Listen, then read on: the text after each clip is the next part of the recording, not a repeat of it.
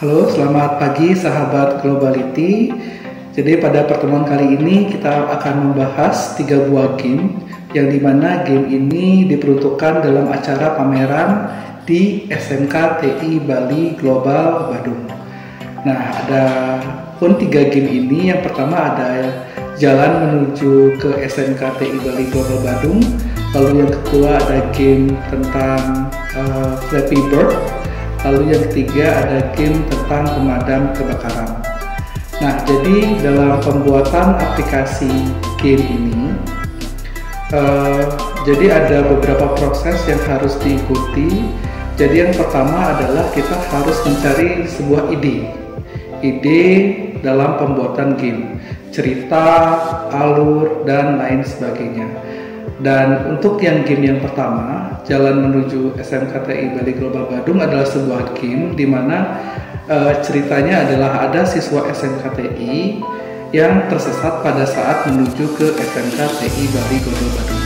Nah, di permainan itu, jadi pemain diharapkan untuk membantu si karakter agar bisa mencapai pada tujuannya, yaitu mencapai ke sekolah SMK TI Bali Global Badung. Lalu yang kedua, ada game Flappy Bird. Ini mungkin adik-adik sudah pernah mainkan ya. Jadi ini ada game Flappy Bird, tapi kita akan buat sedikit versi SMK TI Bali Global Badung.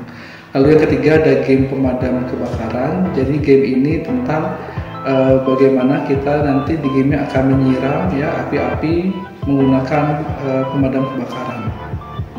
Nah, itu untuk ketiga alur cerita game ini. Nah, setelah kita membuat sebuah alur cerita, selanjutnya kita akan membuat desainnya.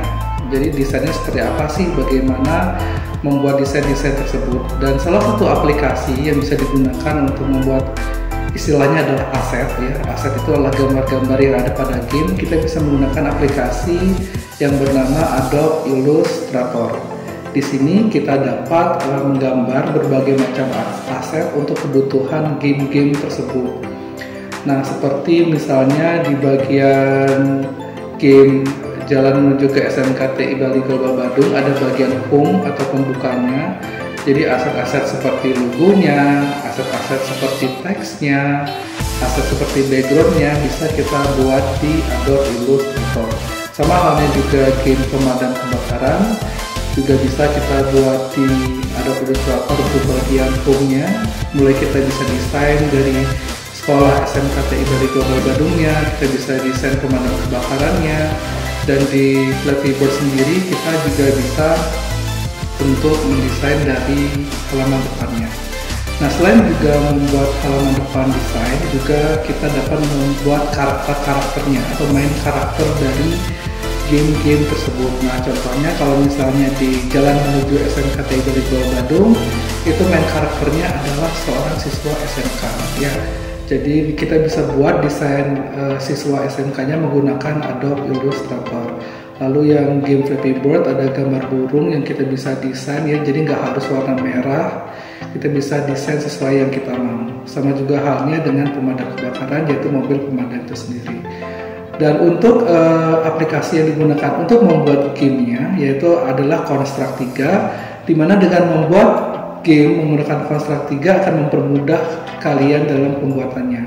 Jadi di aplikasi ini ada berbagai fitur yang memudahkan seseorang untuk membuat sebuah game.